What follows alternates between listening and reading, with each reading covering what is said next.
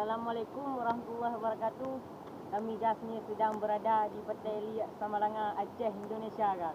Kami ni mau berpetualangan ke atas jas.